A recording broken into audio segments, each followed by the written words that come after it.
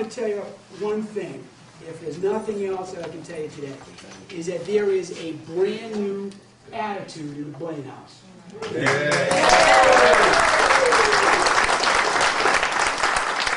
And in the Capitol, and in the Cross Building. We work for you. Hey. First day, we met with Treasury, the Treasury staff. There were only 14 of us on Treasury. We're all money counters, your money counters. I made it very clear, we got the staff together, I said we're going to do things a little bit differently here. Number one, when that phone rings, you jump. I don't care how high you have to jump, you jump, because these folks out here that pay the bills are the customers. And everybody understands that. While we had this group meeting, someone in the back room said, Mr. Treasurer, may I? I said, of course. They said, you know, 5 years ago, we had 20 people in Treasury, now we have 14. I said, great. They said, well, we have a vacancy. Someone retired 9 months ago. Okay? They said, well, we're going to fill this. I said, let me make this real clear right now. I'm not sure what Governor LePage will do, but that spot will not be filled. We're going to work harder, we're going to work smarter, because we work for the taxpayers of Maine. You pay the bills, we get it.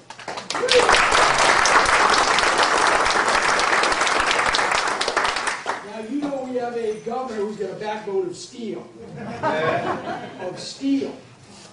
Again, this is an apolitical statement, I'm just telling the truth. He is working on what a whole bunch of us are working on in Augusta for you, and that's his first page. We all want to do the exact same thing, and that is to help you run your businesses so you can hire more people, so you can keep more of your own money. Now, how in the dickens do we get there? There are 6 things we have to do. First is we have to reduce the size of government, make it more streamlined, more efficient, and cheaper. If we're able to do that, then we can reduce taxes and fees. And in this first budget, there is a tax reduction. And this is a bear of the budget the governor put together, and he deserves credit. We also need to simplify our business regulations so it's easier to do business in this state. Not more difficult, easier. And the governor has reached out to the business community, not waited until you folks come to Augusta and complain, but going to them, going to you folks who create jobs and say, tell me, tell us what we can do to help you hire more people. Very important. And I know also, Becky, I think you mentioned back here health care costs. The governor is working on that hard to get premiums down and energy costs down. I work on number 6, primarily. On other pieces, but primarily number 6. Now, Gordon, this is a great night. It's 48 degrees when I drove up here. It's almost like Miami, but I'm going to scare the daylights out of a lot of people right here. Go to the next page, please. Now, this is Maine, and this is Mid-Coast, and I live down in Georgetown, so I don't have any wine in here, Gordon. We're going to tell the truth, right? Okay. This is what I call our state debt profile. This is how much money taxpayers, all of us, are on the hook for. Whether you're a Democrat, or Republican, or Green, or Independent, it does not matter. The top line that has a red check mark, that is the only amount of debt that the voters of Maine have approved. $500 million in outstanding bonds. When you folks go to the polling station and you approve these bonds, Treasury issues them. We borrow that money on your behalf to fund these projects by selling bonds. You've approved that. Now, one of the first things I did when I got the Treasury 4.5 weeks ago is we were drilling down, have been drilling down very deeply. There are 7 state agencies that were created by the legislature that operate independently. Now, they have good purposes, providing loans for kids that want to go to college, providing cheap credit for folks that want to buy their first home, small business loans, things of this nature, sewer treatment plants, libraries, schools. But there's very little oversight and the governor and I are completely on the same page on this, and we've been trying to wrap our brain around this. The important thing is the following, is that there are 7 of these agencies. I sit on 6 of them, and now we ask questions that were never asked before.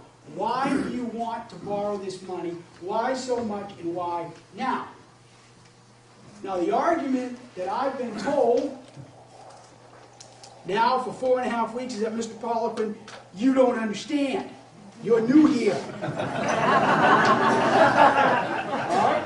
I'm new here. Educate me. The borrowing that we do here by selling these bonds, it's the income we get from student loans or people paying off their mortgages that support these bonds. And the state has no concern. That's what they said about Fannie Mae and Freddie Mac. Yeah. Right. All right? So I don't buy that argument, and Paul doesn't either. So what we are doing is taking a very close watch on this. I sit on these boards, and I believe that if any of this $5.5 billion of agency debt has any trouble where they're going, you bet. The taxpayers of Maine. I do not buy the argument that these are independent. As a result, we're monitoring this very closely. Now, the only board I'm not on is the Maine Turnpike Authority. Guess what? Treasurer has submitted one bill. It has 4 or 5 parts. I won't get in the weeds with you, but part 1 has put me on that board.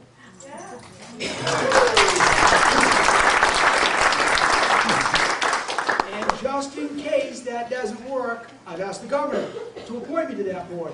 The governor also has the power to appoint the chair of the board.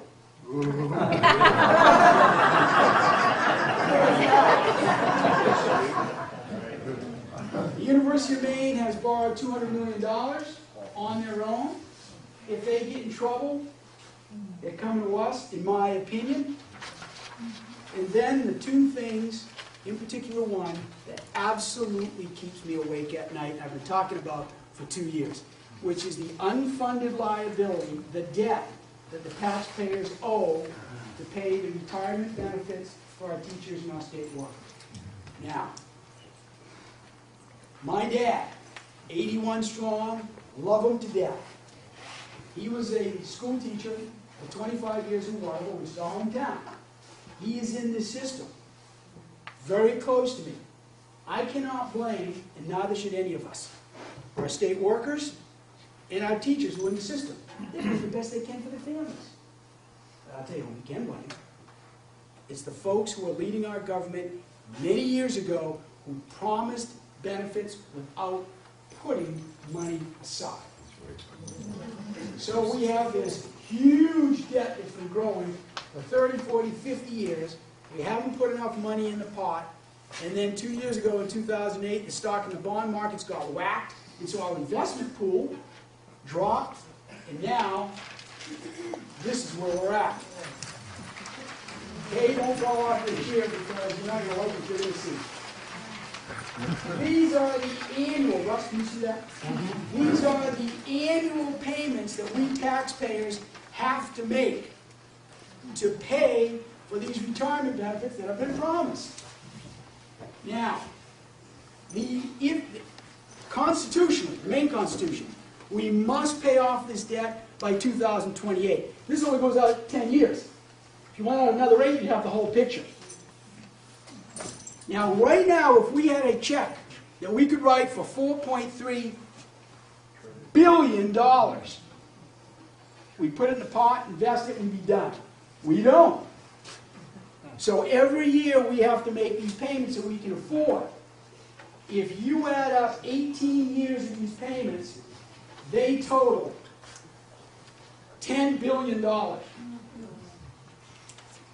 This is not D.C. where we have a monetary policy we can print money. Who can tell me the only state in the union who does not have to balance its budget? No. Who? No, but they should. They do. Who? Vermont. Vermont constitutionally does not have to balance their budget, the only state in the union. But the point is, we do. This is real money. This is not funny money. So, what do? Some folks say, you know, Mr. Treasurer, you're being a little inflammatory. In Waterville, we call that telling the truth. The next page gives you the same numbers, but what it does in the fourth column from the right, it shows you the percent of our budget that these payments chew up. Look at the red number. In 10 years, an $850 million payment from us to pay off these retirement benefits equals projected to equal 25% of our entire state budget. Now, let's talk about fairness. All right? Our state workers and teachers have been promised this. The governor and I feel very strongly about doing everything we can to honor that commitment. But there are 70,000 people in that program. 40,000 are retired, 30,000 are still working accruing benefits. What about the other 1.2 million people? Because what this does is starts to chew into our budget. If you're spending 25% of your budget on this, how in the dickens are you going to pave your roads? Take care of those who really need it, Russ. Educate our kids. Pay for the judiciary system. Even fishery and water, whatever it is. So it is a huge problem. Now, some folks continue to go on, they say, you know, Bruce, all right, the number is what it is. How bad really is it? All right, let's go to the next page. What we've done here is very simple.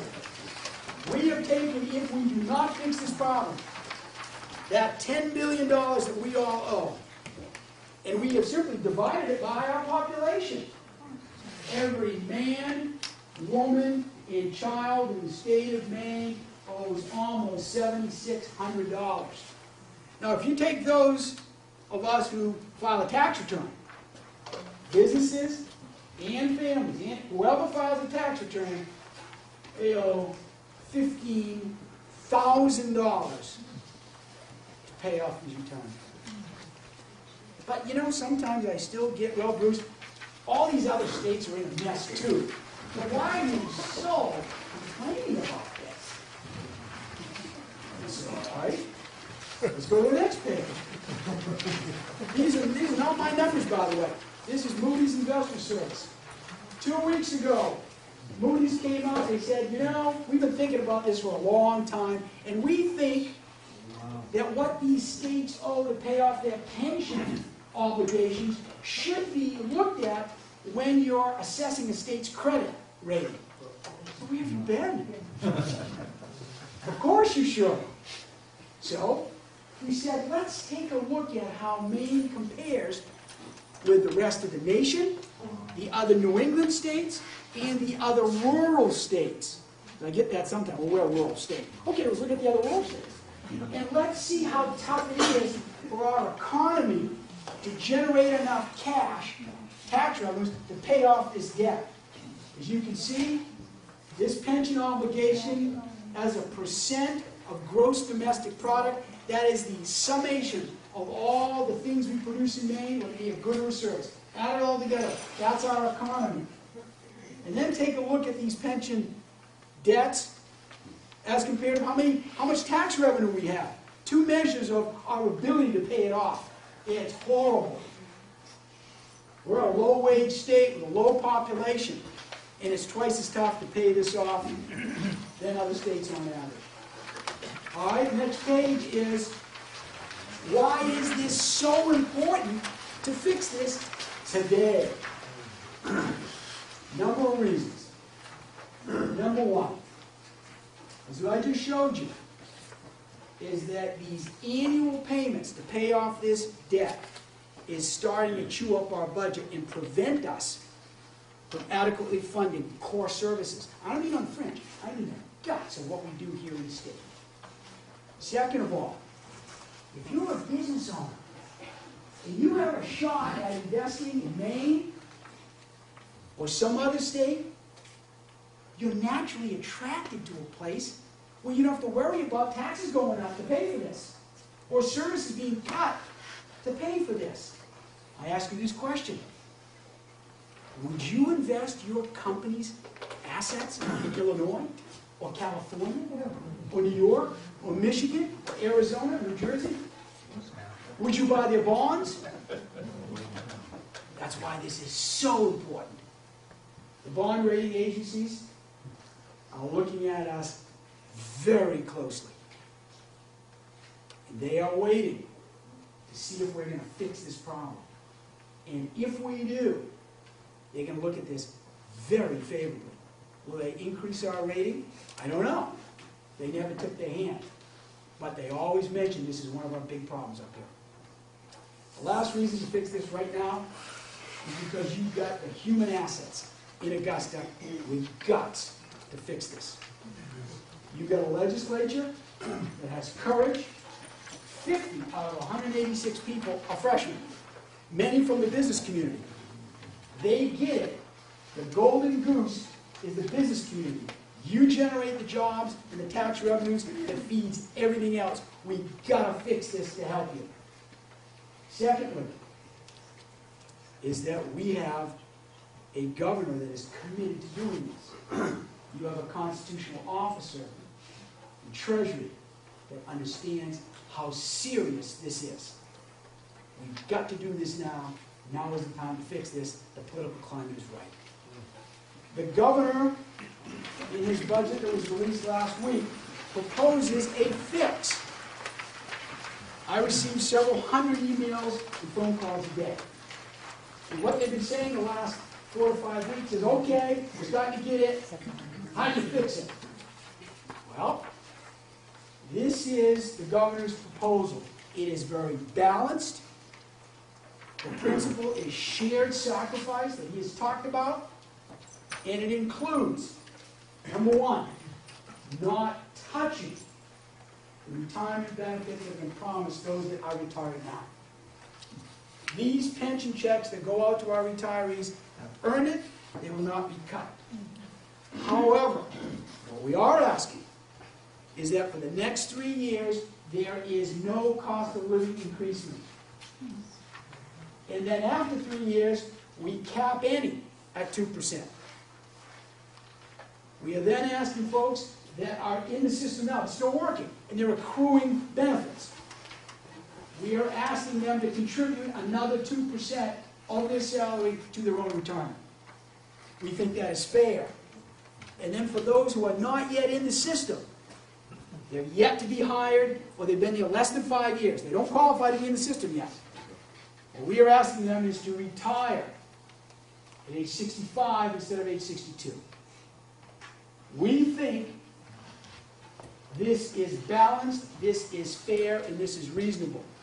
And if you look at that, the savings are breathtaking. What these numbers are now are what our annual payments will be going out 10 years. If you add all this up, you save a boatload of money. Right off the bat, the current debt that's $4.3 billion, if we could write a check, cut it in half. And then going out, if we have to make all these payments, the red ones, for 18 years, that $10 billion goes down to about 3.5. He saved a boatload of money. So here's how you folks can help. We know how active you are. This is your state. We work for you. The reason that Treasury is doing something that no other treasurer that I know of has been doing, which is going out to you and to the press and to the business community and anybody, left, right, center, who will listen to me and telling the truth. We're putting so much pressure on the legislature. And if we have a couple of legislators here, I would love to introduce you. I don't see any of them here. I'm sorry, Wes, I'm sorry. You're right. If you would have bought a pie, I would have. Wes knows this. Wes has got backbone, we all know it. He's going to do the right thing. But we are putting as much pressure as we humanly can on the legislature to make sure when that vote comes up that we have the courage to do what is right. This is tough, and anybody that votes for a solution to fix this should be greatly cheered, because this is tough, but it is the right thing to do. Gordon, with your approval, I'd love to answer any questions that anybody might have. Marissa, now, in the public sector, these GASB rules say the following. You have to disclose how much money you owe, but you don't have to fund it. So, folks have not funded it, and we're in a pickle. So this mess was not created by Wes and the other folks that are there now. But we got to fix it. That's the price of leadership. Does that answer the question? Yeah, and just the state statute is to, where, in other words, the GASB part of it, and then there's legislation, I assume, in the Constitution or whatever. Oh, got it. Yeah.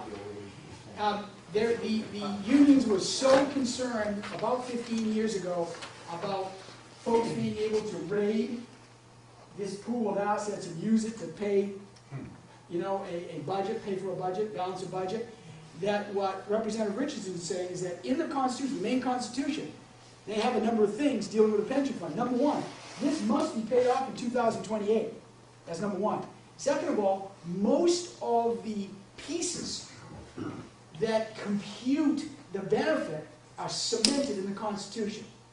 There are a few that are on the outside of it, like this cost of living adjustment, like the retirement age, and like how much participants need to participate, contribute.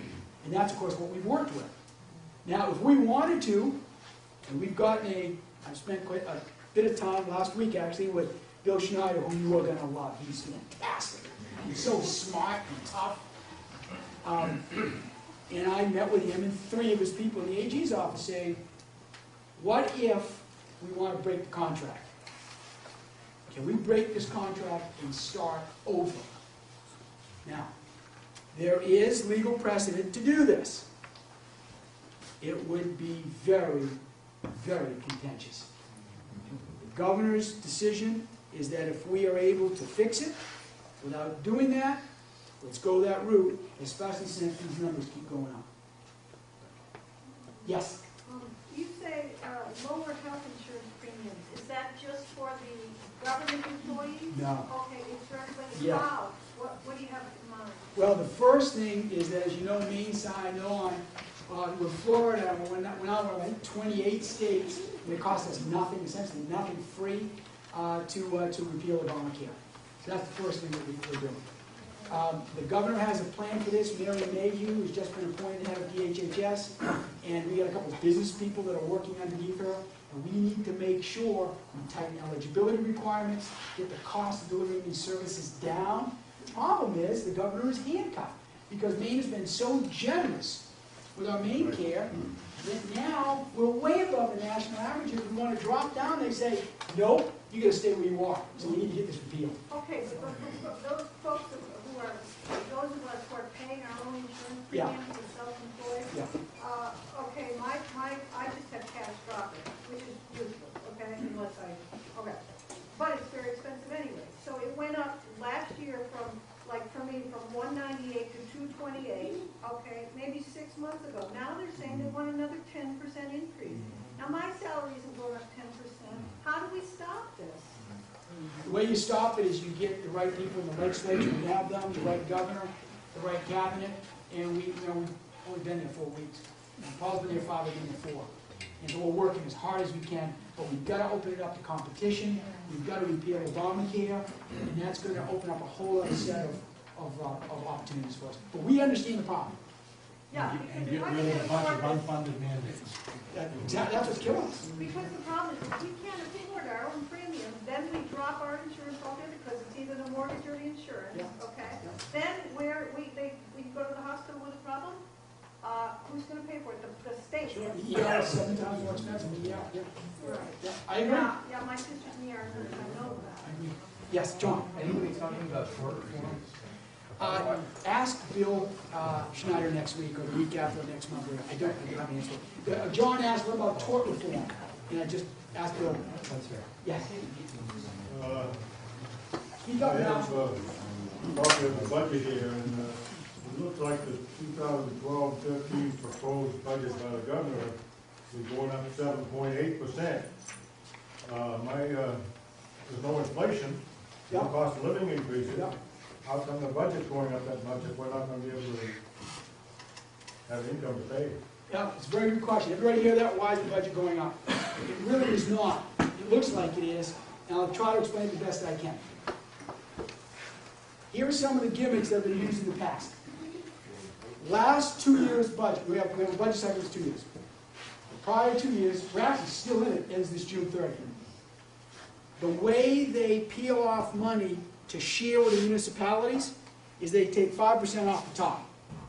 Right off the top of the revenues. Whatever the tax revenues are, take 5% right off the top. What does that do? It lowers your budget. You're still paying the money to the towns, but it's invisible, it's not transparent. What the governor said, no way, no more. What we pay at the state level, what we pay these cities and towns, is going to be transparent. It's going to be a budget item that everybody can see. That amounts to about $200, $300 million. So all of a sudden that gap is real close. Then these mandates that Dale was just talking about. I mean, you know what the governor wants to do when it comes to reforming welfare. My God, we all know this story. We are so handcuffed in doing that. So that's another problem. So he's working as hard as he can. Plus, there's a reality. How big is our West in the legislature? How big is our spread?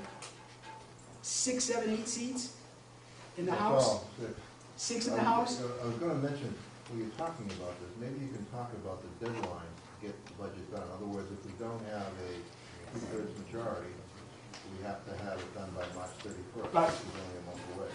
But No. Wes, stand up and tell the game this. Go ahead, come on. Yeah, Sean.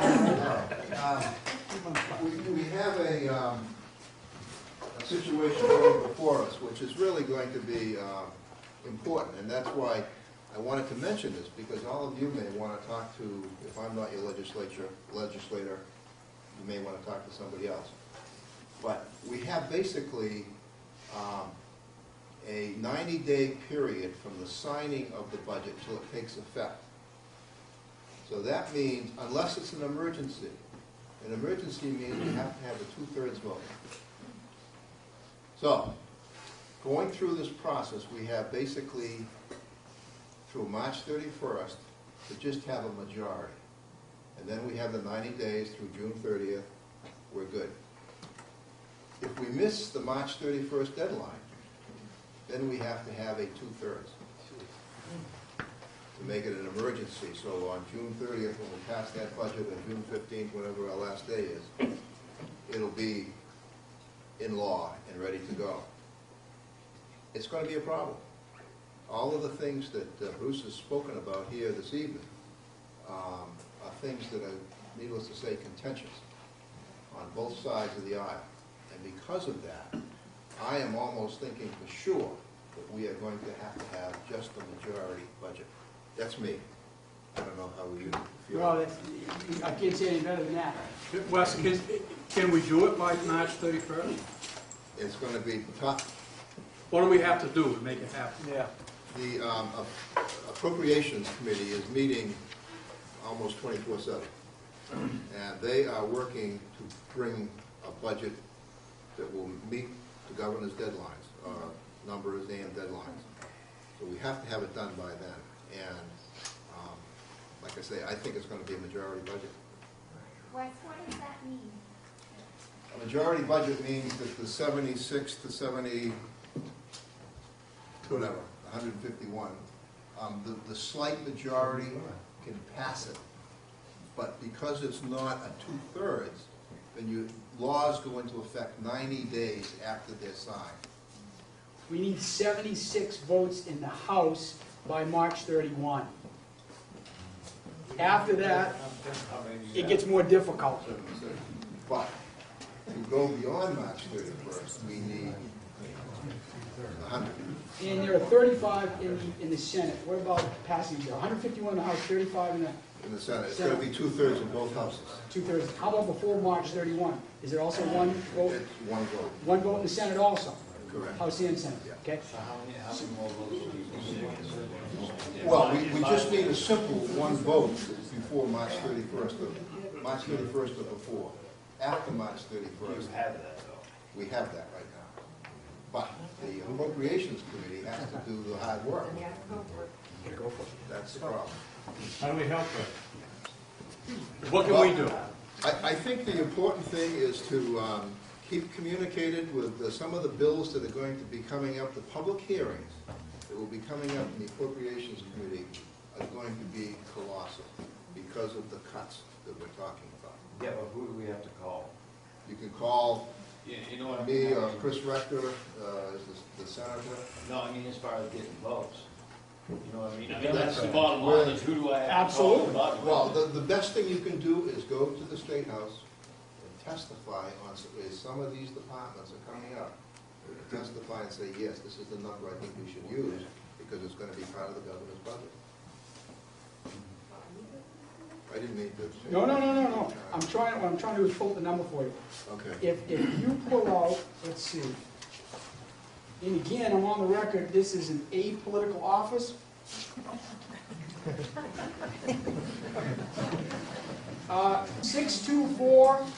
624-9494. 624-9494. That is the number for the switchboard at the State House. And you just tell them where you live, and who's your representative, who's your senator. You have two. Everybody in this room has two, senator and rep. Doesn't matter if they're Republicans or Democrats or independents. What was that number again? 624-9494. For everybody, left, right, center. Call them up, tell them you're on the budget pass. The question is, it's a real good one. It's a real fundamental question. What about defined benefit versus defined contribution plans? The reason we're in such a hole is because this is what they call a defined benefit plan. All the risk is on the state to pay for your benefit, depending on how long you've been there, how much money you've made. So the investments go belly up. I still got to pay you. State's still got to pay you. Who's that? It's the taxpayers. Now, one of the recommendations, frankly, that I put in the stew was for new employees, we need to go all 401k, all defined contribution. You put in some money, the state puts in some money, you get what you get, just like in the private sector. It does make sense. That's not what the final outcome was. You saw what the final outcome is, because again, the part of the solution is the political calculus. We've got to get this passed. So we are a watered down defined benefit plan for new people going forward, but it's still a defined benefit plan. Yep. Yes, sir. Yes, sir. I just wanted to say, and I think I speak for everybody here, I'm damn glad you're on the job out there.